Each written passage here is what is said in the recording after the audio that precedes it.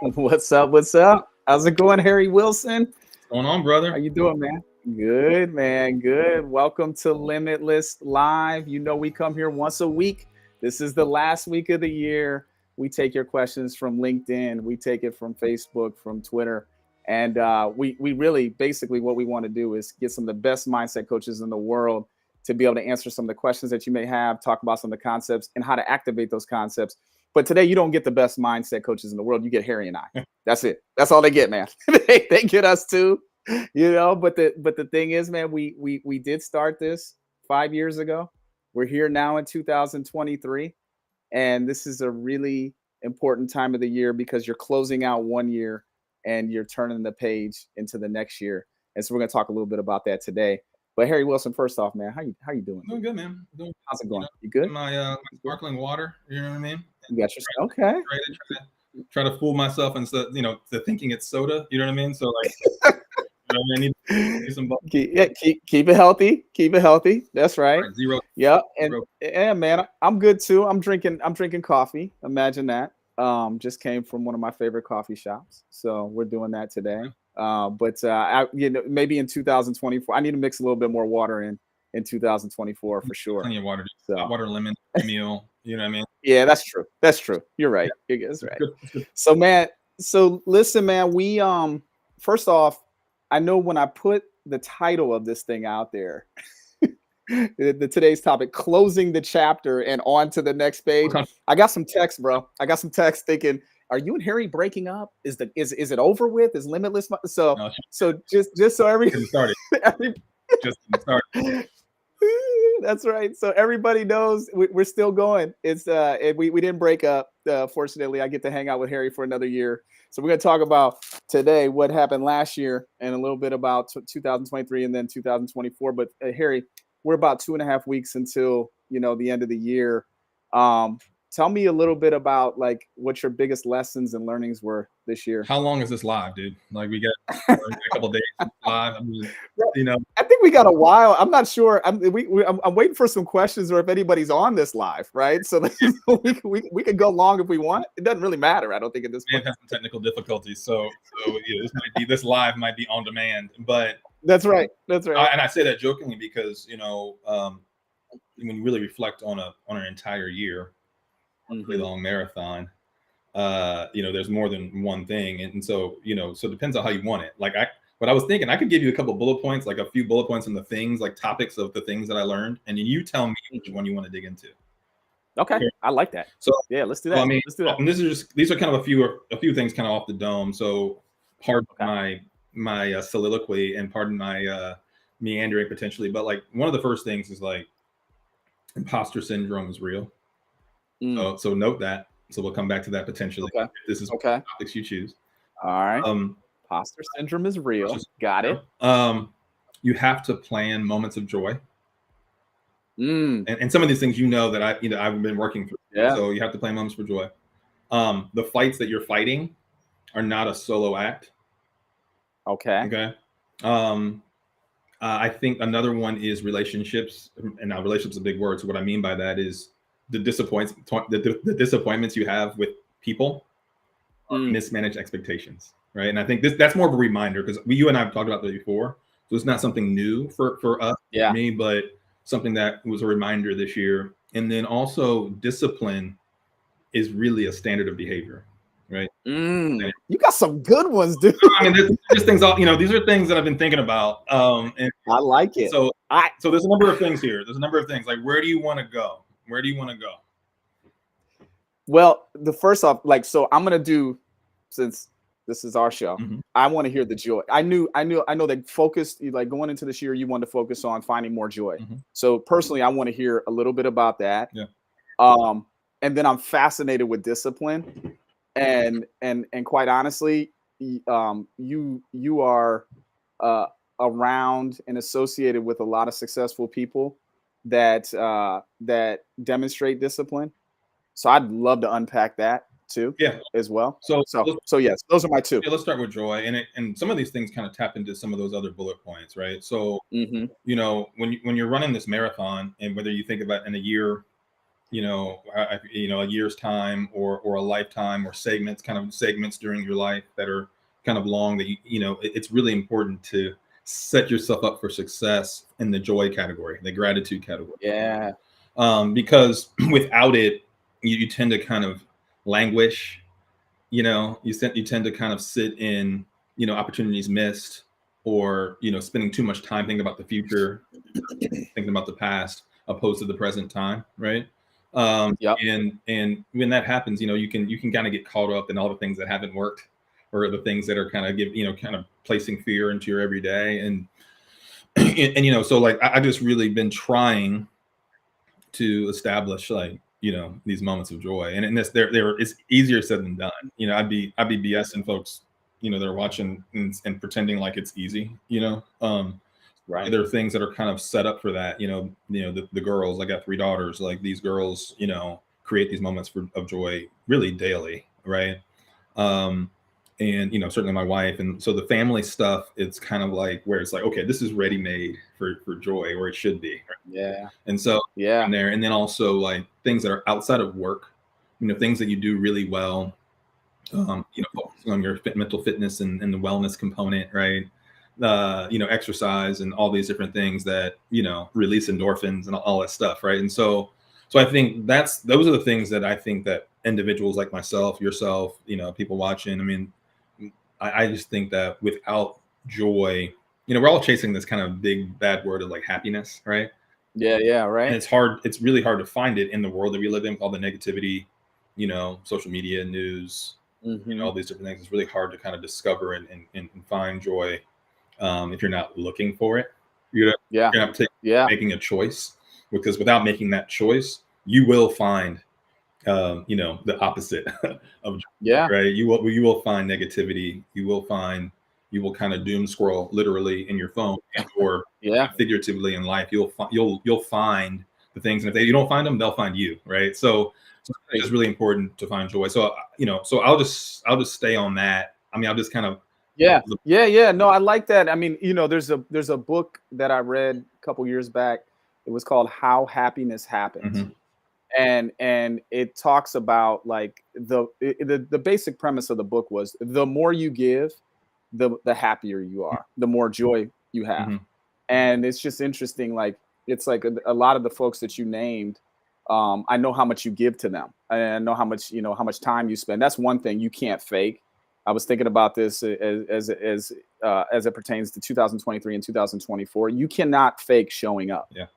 Right. That's why. I mean, you show up as a husband, as a father, and by you showing up, you're giving, but it's also creating a lot of joy for yourself.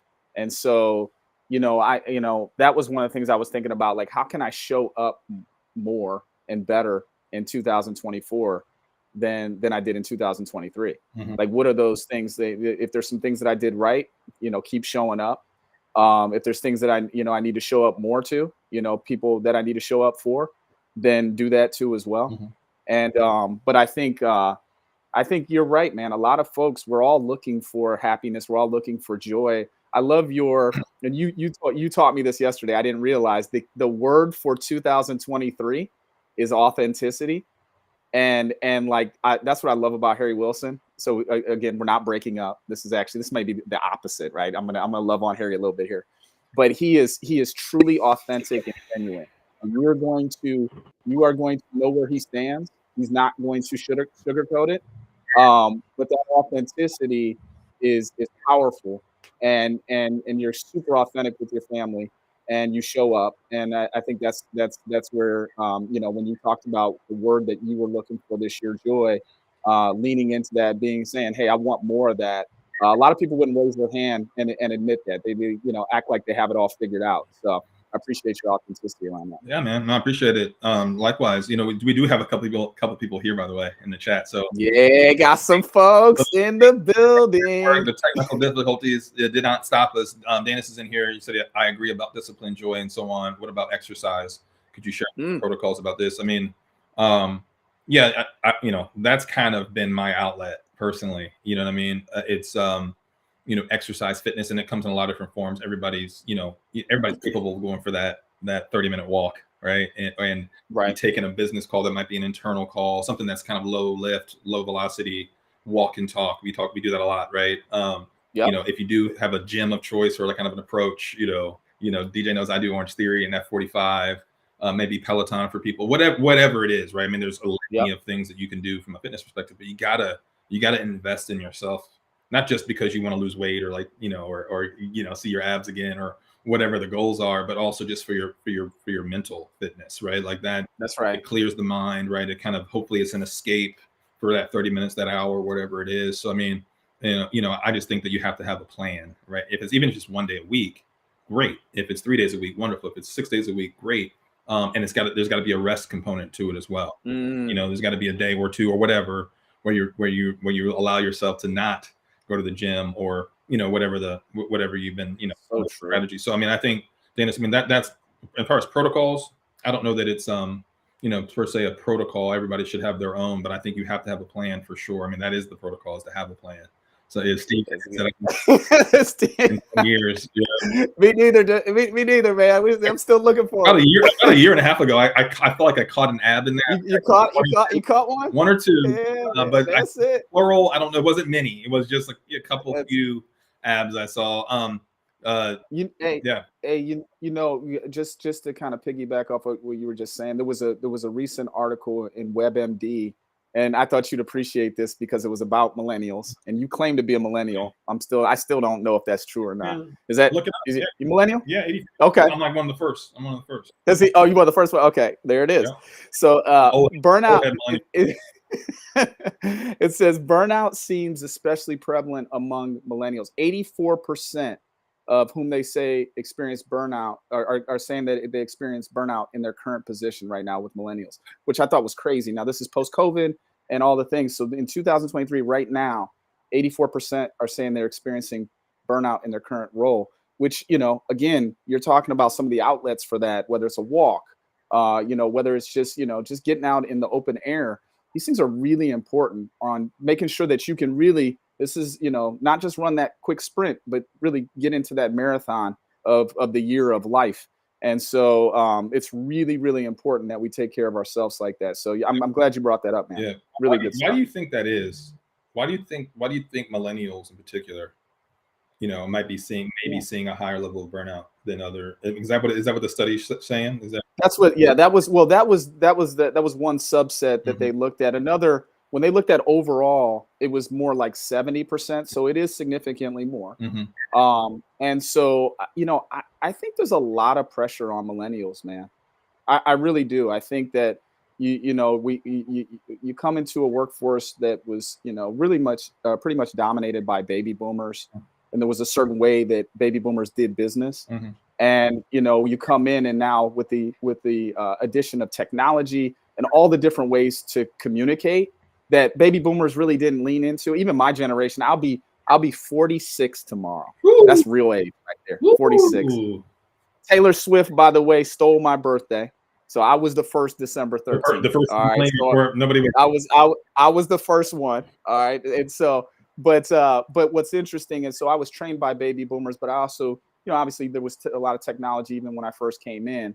But I think that millennials are inundated with technology because that's, you know, you came right in the business world with emails and texts. I didn't have, we used to do, when I first came in to the pharmaceutical industry, we used to have to check our voicemail 3 times a day.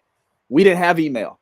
Which is crazy because I came in the workforce in 2001. So I hate to, you know, date myself there, but so I could just show up without fear of, I have to check this email. I got to check this text. I got to look at social media.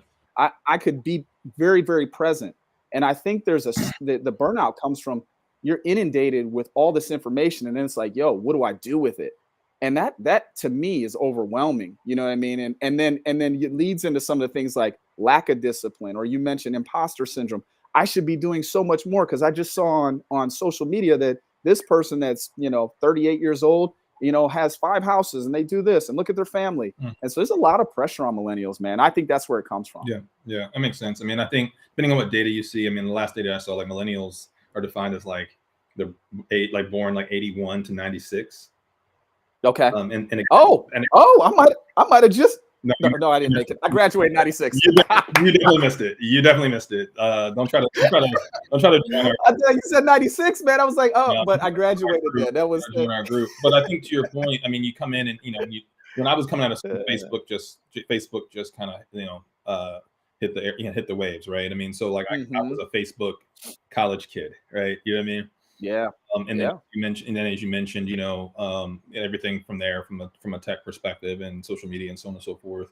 We're kind of in between like the new wave of how you train your corporate employees and how you take care of employees, and then also based on that age group, a lot of those individuals are getting into leadership roles at organizations. Yeah, and a lot of those and kind of in those sandwich leadership roles where they have to lead up and lead down, right?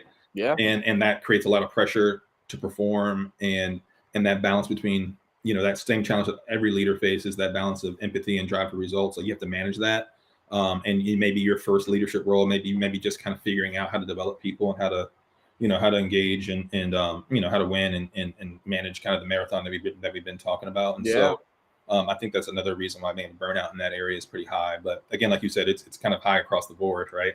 Yeah, it is. And one of the things, it was funny last week when we traveled to Chicago, one of the things that I've done to try to discipline myself is like I don't get on my phone for the first at least hour of the day. And so what's funny about that is I showed up at the airport without my phone. So because I had a 7:30 flight, whatever it was. And so then I go back home, and David Zay, who's on our team, was waiting at the airport. He's like, "Hey man, like text me, where you at?" And I'm like, "I left my phone at home." And he just laughed. He's like, he said, that's discipline. Like, I can't believe you didn't look at your phone. And I didn't explain to him, why I hadn't looked at my phone. But that's something that, because I mean, what I found here, and I'm not saying that I've always done that, but somebody told me that along the way, like, hey, listen, take a break from your phone for like the first hour of the day and just get your mind right other ways. Yeah. And that's been really helpful for me. And it's something that I've implemented, and I just want to share as you were talking about that. I just thought of that. Well, let's talk about discipline for a second, because I mean that was the other one of the 5 things that I like lessons learned, and this is really just based on observation and running the business that we run and getting in front of a lot of leaders who ultimately a lot of leaders who maybe don't quite know what we do yet.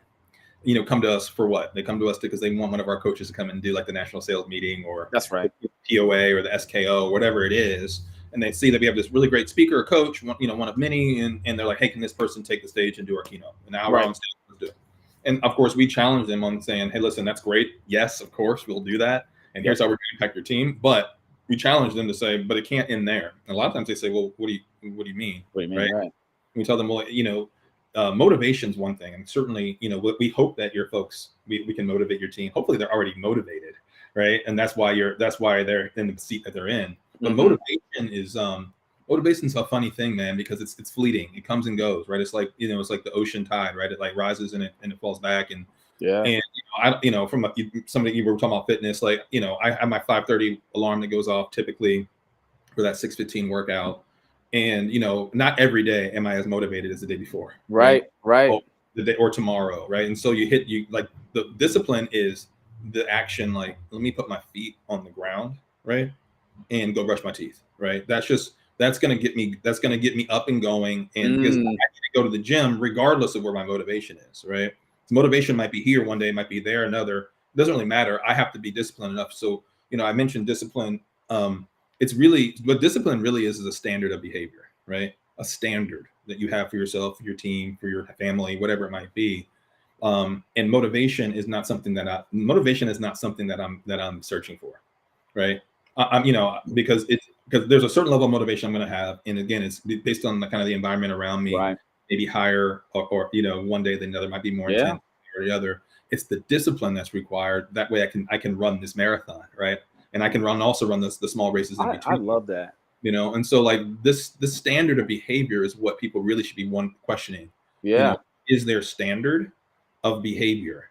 What are the things they're going to do? And somebody, I think Jesper said in the chat, the best habits, ones that you're doing, so you don't make it too massive to start with. right? And so like, how do we create even the smallest Good. behaviors that can we can create a standard on, and then build on that standard over time, right? And it's just like a culture. It's like culture, right? Culture is something, a big word. Everybody's talks about culture. Culture eats, culture eats results for breakfast and all these different things, Right.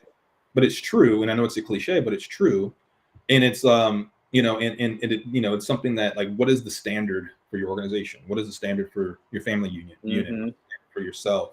And that's really, so putting your phone down until 9 a.m. or whatever it is a standard of behavior. It's not about the result. You're just saying, I'm going to lock in on this one standard that I predict is going to have results down the road, but it might have results today. I might even mess it up tomorrow and pick up the phone because I had to or whatever happened. But it's the behavior that I can always go back to. Should I veer off of it? Right. That's right. I like that too, around what you're saying about, it's like if you really try to do a quick litmus test on motivation versus like the discipline, it's like motivation is centered and based around feelings, and discipline is like action and behaviors. And that's what like was, and that is how you build a culture. You build a culture off feelings, and like you said, those come and go. That's a sandy foundation to build anything great on. And so I've never heard you say that. That's really, I like that, the discipline aspect of it and how it's rooted in actions and behaviors. Shout out. Hold on a second. Shout out to Mike Russell, 61. Okay, Mike. And he said your daughter's got abs. Is that what at 60 she's gonna have abs, huh? Okay. All right. I'm trying to get there. I'm trying to get some abs, man, at some point. But that takes discipline. That takes some discipline. I'm sure she's got the right actions and behaviors she's riding behind to get those, for sure. Yeah. Well, I see Steve Tan had a note here too. How do you curb the excitement from creating as well says creating scope creep? Oh, okay. From creating scope creep so that you can focus on building the most impactful programs or fundamentals of the organization. That's such a good question, because listen, and you're talking to two really creative people. I think Harry's got great creativity. So a lot of times, like, we have to pull each other back because we have all these ideas. And you're right, Steve, it creates the scope creep.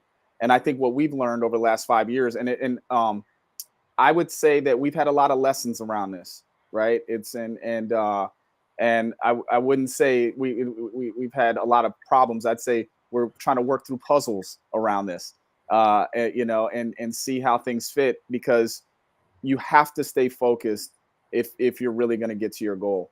And sometimes the scope creep, although you try to be all things to everybody. We were just on a call earlier today, and we literally said we don't do that. And 2 years ago, we'd have been like, yeah, we do. We can do this. We can do it, right? Is that? And we literally are getting comfortable and challenging each other to say, no, that's not what we do. Harry, any thoughts around this? Well, yeah, I mean, you mentioned like word puzzles, and from an analogy perspective, when you do a good puzzle, let's say it's 1,000-piece puzzle. I know your kids do some puzzles. That's right. Especially around the holidays, bro. Like, what's the strategy? We do the end pieces, man. We get around the edges. Yep, that's right. Yep, exactly. So you do the edge pieces, right? And that's a standard of behavior, first of all, right? And it sets you up for, so you're not meandering, right? Otherwise, let's just say we would just be trying to put little random pieces together, and it's going to take us 10 times as long or whatever, right? Many of me will be able to get it done. Yep. And so as you put together this business, Steve, right, for us, and the fund, and kind of building the fundamentals of this organization, and how we build the most impactful kind of programming and offering for the people that we serve, is like part of those edge pieces are like really understanding who we are, like who we are, right, and who we're trying to serve, right, and who's that ideal client profile for us, and being really maniacal about it, and creating raving fans. We want people we can do this much, but if the people that we impact are raving fans, right, that allows us to grow from there. And so, I mean, like, it's really having that structure and that discipline to set up our edge pieces as a business, right? That's a really cool analogy. And I think about too, and Steve is one of these people, they'll say, you hear a lot of times the cliche, you say you become the 5 people that you're closest to, or you hang around, whatever it is. I feel like with this business, one thing that we've done really, really well is you become, as a company, the 5 companies that you get closest to. and there's people within those companies, obviously, like a Steve Tan, and it's like you find yourself growing, developing, getting better along that journey if you put yourself around great companies, great people.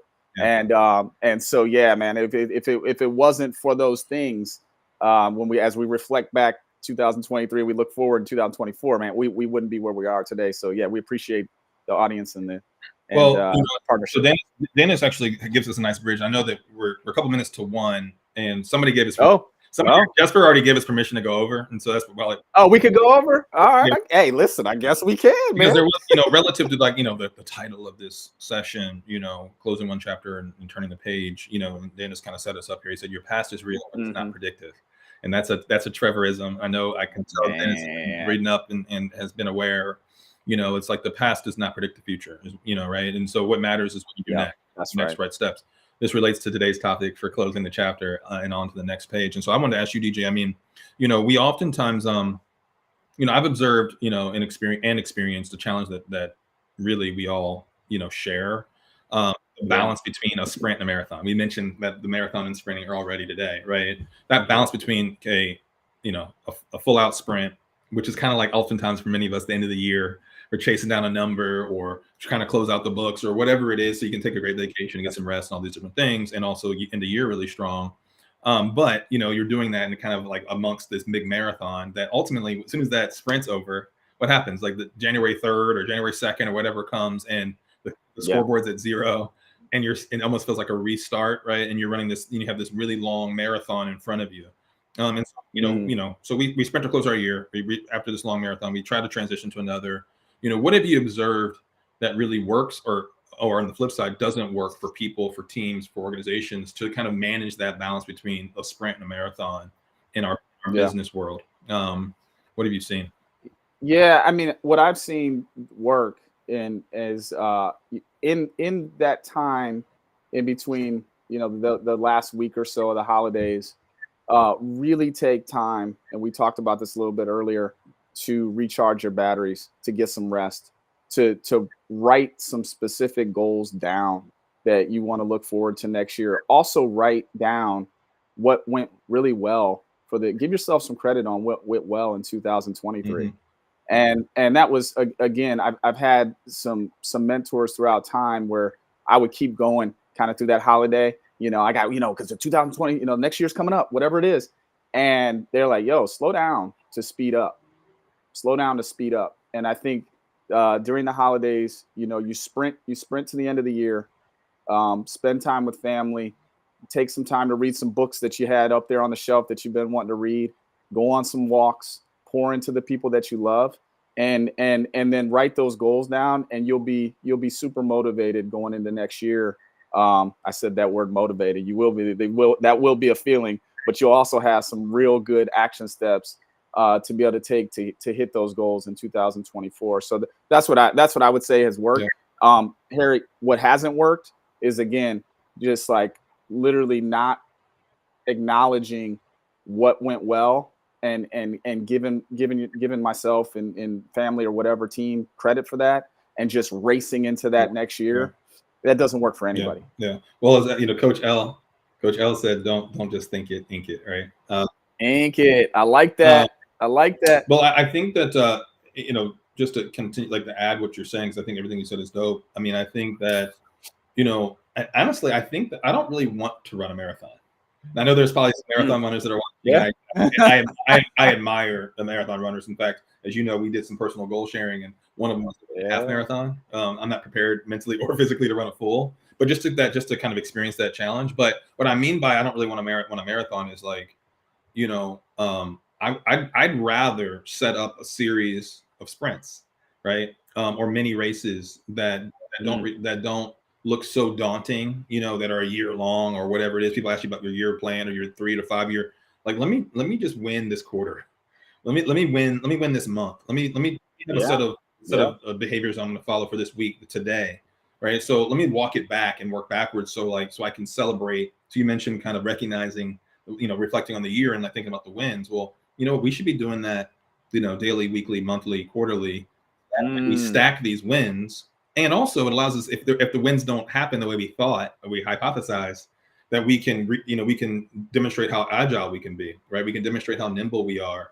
We can reiterate and iterate on top of things. So that way, at the end of the year, we're not surprised by, a win or a loss, right? We don't want to know like, well, how the hell did we hit our number? We were 120% to goal. Like, how did we do that? Well, we should know because we've been chartering this course along the way.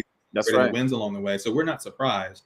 Same with if it doesn't work out, we're not surprised because we've been following a standard of behaviors. We've been celebrating the results from those standard behaviors.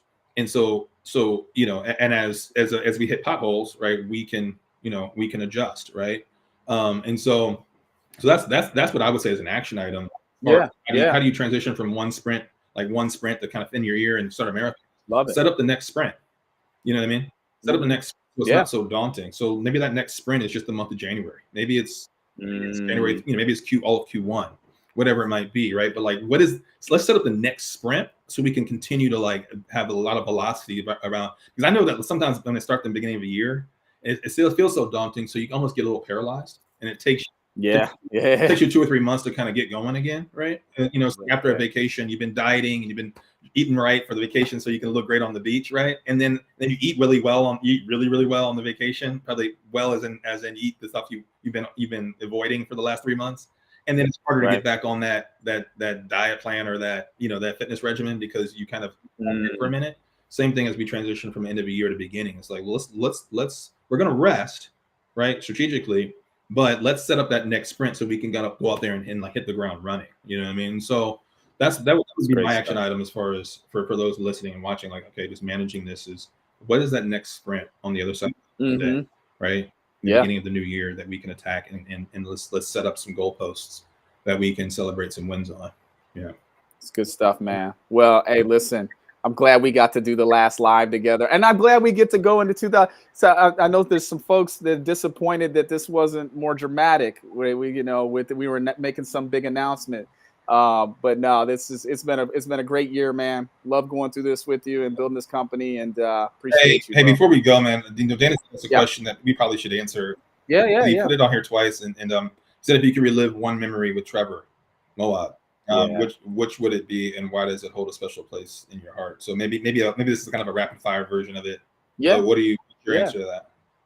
Well, I mean, when I had a chance, I actually moved out to California for a month when Trevor was going through his battle with cancer, and every day we would go on a walk, and I remember one walk I remember specifically is when we used to walk by this church that was in his neighborhood, and I remember he would stop at each. There was like these little placards on the ground on the sidewalk with a different Bible verse or prayer, and he would stop, and you'd see him kind of bow his head, and then he would go to the next one.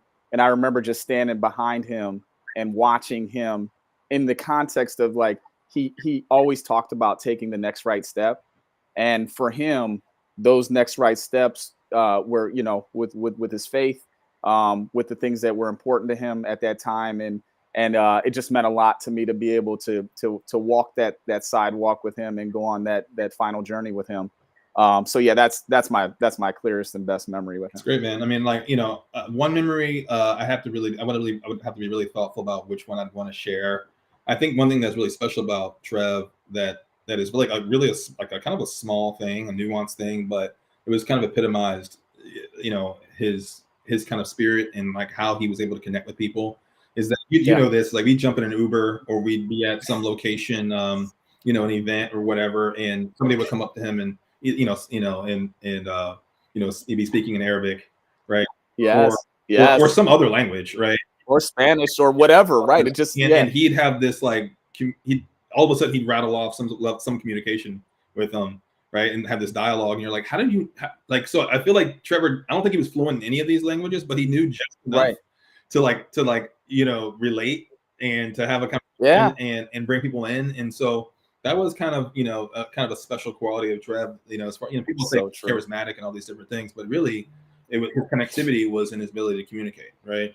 Whether it be kind of one to many, like on a keynote, or whether it be just one-on-one interactions, and making you feel like he was relatable. And that, and so that way the messaging and the kind of the things he was teaching you, coaching you kind of sunk in because this is coming from somebody that you trusted, right? And so That's right. that was really good. I think the other one is when I went on one of those hikes with him, and I think you remember when I went on this hike with him, or outside, in the Pasadena area, which Trevor used to hike, it seemed like daily, and a lot of times you'd be talking to him, on the phone while he'd hike, and you're like, what is this guy doing? But I went with him on one of these hikes, and I was not prepared. I was in a long height, a lot of elevation, and I got my ass kicked. And then afterwards, he took me to this deli in the Pasadena area. To go. It was kind of near Occidental College, and this place was fire. And I love a good. Oh yeah, good deli, bro. Yep. That's it. I remember that when that was several years ago, and so. But yeah, man, there's a lot of memories of Trev. Yeah, it was. Yeah, it's what, man. It's you look back, and I'm so grateful of the time that we got to spend with him, and I appreciate you asking that question, Dana. Yeah, man. Because it was good, and the thing that I said to him before he passed is that we will continue his legacy. We will continue to impact people through their mindset. And so we're committed to doing that. And this is part of what we do here on Limitless Live. This is one of the vehicles that we do it. And we appreciate all you guys coming out today. Close the year strong, recharge your batteries, and we wish you all a good 2024. Like Trev used to say, Harry, what do you used to say? You don't have to be sick to get better. And the best is ahead. And the best is ahead. No, man, he said a lot of stuff. He said a lot of stuff. Success is close. The best is ahead. No, the best is ahead. Thank you, guys. Appreciate you. We'll see you. All right. Bye now.